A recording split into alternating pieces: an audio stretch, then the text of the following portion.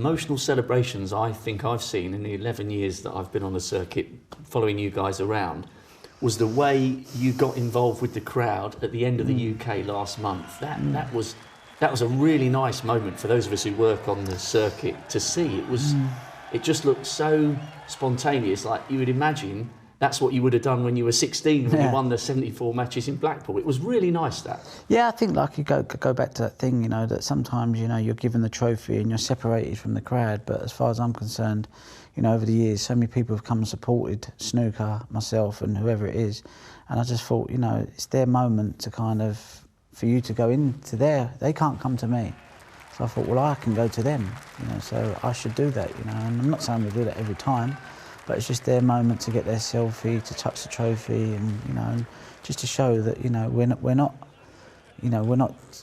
there's not this divide, you know. We are just all human beings, and you know, why not share it with the fans, you know? It was a tremendous achievement in terms of, you know, winning it as a kid at 17, and then 25 years later, that win kind of has underlined your longevity. I kind of wish I'd have had Stephen Hendry's career, to be honest with you know, because longevity, it means you know, if you look at the list of tournaments, you know, you look at the World Championship list, you see Hendry wins it 6 times on the trot, the Masters 5 times on the trot, the UK maybe 3 or 4 times on the trot. I'd rather have done it like that. You know, it just shows that I've kind of been a bit in and out, if you like, and I've had to work at my game. I've kind of not been the best at any one thing, and I've never been the best putter, I've never been the best break builder, I've never been the best safety player, but I've had to work to kind of get as good as I can in all departments and, you know, try and become a more complete player. You know, I don't have that big A-maker, if you like, which can just blast someone out the water. It's just more, you know, just keeping everything as good as I can in each area, and that gives me a chance sometimes. But that's why your career's been so interesting to follow, because, as you say, there have been a couple of years, you know, gaps between world titles. You've had to work sometimes to get back to the top, and people have enjoyed following that journey. Yeah, like I said, I'd much rather have been like Hendry, where I was just, my scoring power and my putting was so good that it was just irrelevant of what the opponent done, you know. They were just a passenger most of the time, you know. So for me, him and Davis, you know, done that better than anybody.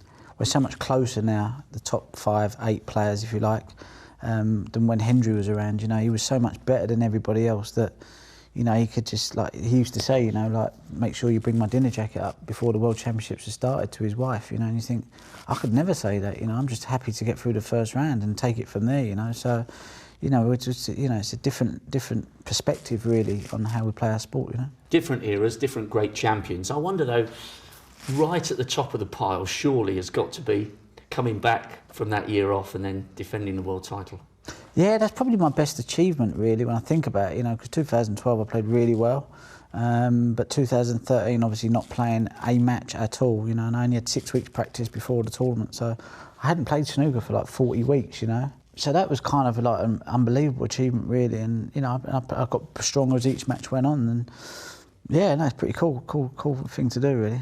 That's an understatement. Looking at kind of your camp from the outside, it seems to me that someone who's so important because he seems really genuine and he's in your life for all the right reasons is Damien. Because there's someone who doesn't need any money from you, he doesn't need any associated fame. When he comes and hangs out with you, he's hanging out with you because he's your mate. He doesn't need anything from you. And I wonder how refreshing that is for you to have somebody who you know unequivocally, years after all this has stopped, and there aren't the headlines, and there aren't 5,000 people chanting your name, he's still going to be there for you, and that's the mark of a true friendship, isn't it? Yeah, totally, yeah. I'm so lucky, you know, to have Damien there as a friend, you know, first and foremost, you know, irrelevant of whatever's gone on in my life, you know. He's just like unbelievable, really, and he's just the best company, makes me laugh, but, you know, he knows it's a serious business, and he got a way of getting through to me without, you know, a lot of people go, oh, you got to win this, you got to win that. Damien, you know, knows winning's important, but he goes a different way about it. You know, he knows how tough it is out there, and he gets it.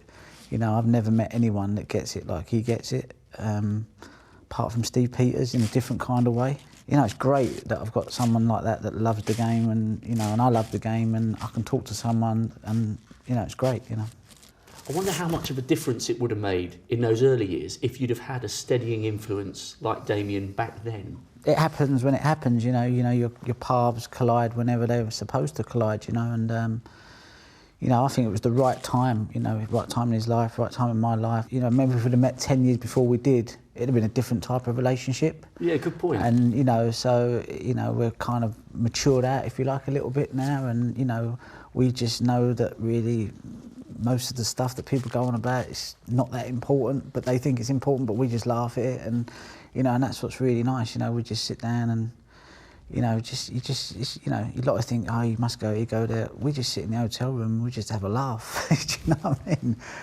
Are you quite good at relaxing when you're home? Because ages ago, I think it was before 13, I came and did a piece with you in Essex, and I hadn't realised quite how green and lush Essex is. We went for a run in that forest.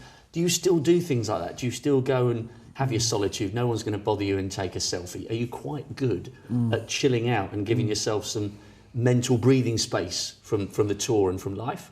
I'm not really a big socialiser, you know. I'm not like I'm not one that goes into a room and you know chit-chatting. I'll hide in the corner and just sort of get my cup of tea and stick with someone that's a bit like me.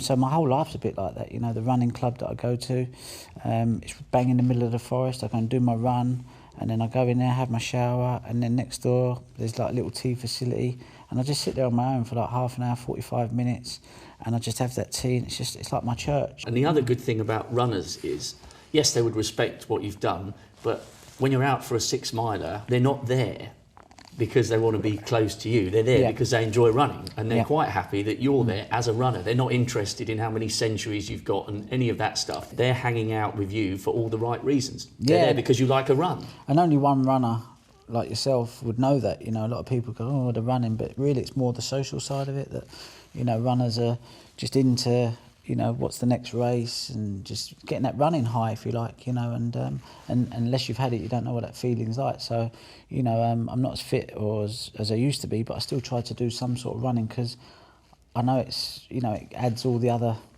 positive stuff that you've just mentioned, you know, and just having them people in my life, you know, like having Damien, it's also important for me to have my running mates in my life, you know, because, you know, they are as simple as they get. And I don't mean that in a horrible way, I just mean it that they're happy with a run, a cup of tea, and a jam donut at the end of a race. You know, I've never seen, you see them, you know, they're just happy as you like. You know, I'm not into these high maintenance people, you know, that want to have the nice cars and they go to Dubai on holiday. I couldn't think of anything worse, to be honest with you. You know, good luck to the people that do it, and I'm not knocking it, but, you know, I'm much more happier, you know, over the forest. You know, even if I'm not racing, I enjoy watching the races as well, you know. It's a fantastic scene to be involved in, if you like. It's all good. You've got a great balance. Can you see a finish line to snooker? Or are you quite happy with the way things are at the moment and you'll just take it year on year and you'll finish when you see fit? I'm quite looking forward to the finish line, and, you know, if it had finished 8 years ago, I'd have been happy, but it's gone on and a little bit longer than I ever thought. So, you know, for me, it's just every tournament's a bonus, every year's a bonus. When it gets to the point where I think, you know, I'm not getting much out of it maybe, then I would then say then that's the time to go. It doesn't matter if there is anything after snooker. I'd probably go and live on my boat somewhere and just cook and chill and, yeah, lead a simple life really. And maybe become a running coach. That might be something I'd get a lot of satisfaction out of, you know. Yeah, something like that maybe. For however much longer it lasts, we'll enjoy watching, and it's just good to see you in a happy place, and good luck for the rest of the season. Lovely, cheers, Rob. That would be a 20th major title. That's Roger Federer territory, isn't it? But not only that, no one has ever won one of the 3 Triple Crown majors 8 times. Ronnie has got the UK and the Masters 7 times, and of course Stephen Hendry's 7 world titles. So he's reaching out for yet another milestone along the way, isn't he? Yeah, and if he decides to continue to play and makes it a mission to play until he's at least 50 years old, I could see him winning this 10 times.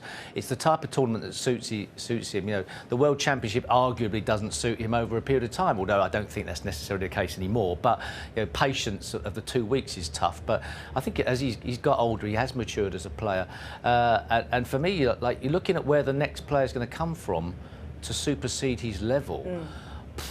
you know, there are great players around, but how can you get better? It's tough. Well, it's interesting because he is obviously having to set goals for himself, and albeit that he doesn't talk greatly about it during a championship, quite rightly, he will himself be aware that there are one or two things that he's not done in the game, and he's not done what you and two others have done actually, and that's do the Grand Slam, the Triple Crown Grand Slam, all three majors in one season. He's not even done it in a calendar year either. So there you go, Steve, you did it in, where we are, yeah, it's 87, 88. Stephen's done it twice, and the last man to do it was Mark Williams, 2002, 2003. The consistency required to do that over a season is extraordinary, surely. Yeah, and actually the sort of the application to keep on the job for the whole season is something that arguably he hasn't had. But I think the way he does it now, he identifies tournaments he wants to play. The only player that's really truly doing that successfully, and then all of a sudden, you know, and he's producing as well. You can't play in all of them and play as well as he's doing. You've got to pick and choose, and especially, you know, he's in the business end of every event he's playing in. So he's playing those matches and all the ones he's playing harder opponents near the end of those as well. So he's picking and choosing very wisely. But his highest break today is 75, but he's been harder to play today than he's been all week. Amazing, isn't it? And this is only his 6th event of the season. He's already won 3 titles, been a runner-up in 1, and looks like he's on his way to yet another final. It's an amazing strike rate, isn't it? But we know that Ding Junhui has been waiting, what, fully 8 years to add to his collection of major titles. He's got 3. The last one was in 2011. But we only just need to think back a month to Ronnie's 19th, his record-breaking 7th UK title in York. Now, we witnessed emotion and scenes the like of which we've never, ever seen from Ronnie there. He was really, really up for it, really emotional at the end with those Pat Cash-style celebrations in the crowd at the Barbican Centre. And he's been reflecting on that and a whole lot more besides with Rob Walker in The Big Interview.